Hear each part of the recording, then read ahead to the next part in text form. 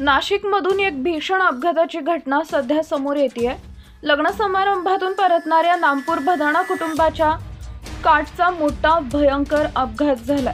बुधवार दिनांक 4 जून रोजी रात्री 10:30च्या सुमारास नाशिक कळवण रस्त्यावर कोल्हापूर फाट्याजवळ भरधाव वेगानं कार थेट रस्त्यालगत असलेल्या एका बंगल्यावर आदळली आणि सगळीकडे हाहाकार उडाला। घडलेला हा अपघात इतका भयंकर होता की संपूर्ण कारचा चुराडा होऊन सगळीकडे रक्ताचा सडा पडलेला दिसत होता। या भीषण अपघातामध्ये कारमध्ये बसलेल्या 5 जणांसोबत जे काही भयंकर घडले ते ऐकून तुमच्याही अंगावर काटा येईल।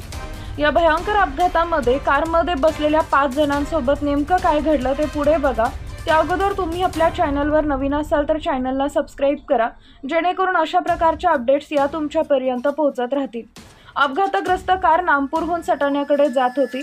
नाशिकमध्ये नातेवाईकांच्या लग्न समारंभात सहभागी झाल्यानंतर कुटुंबीय परतत होते, मात्र चालकाचा कारवरील ताबा सुटल्यानं कार थेट बिटोबा शंकर अहेर यांच्या बंगल्यावर आदळली। धडक इतकी जबरदस्त होती की बंगल्याबाहेर उभा असलेला मजबूत सिमेंटचा खांब देखील वाकून गेला। हा संपूर्ण अपघात भदान व मेतकर कुटुंबावर काळाची झडप टाकणारा ठरला। लग्नानंतर आनंदानं घरी परतणाऱ्या या कुटुंबाच्या सहलीचा शेवट अशा दुर्दैवी पद्धतीनं होईल याची कल्पना कुणालाही आली नव्हती।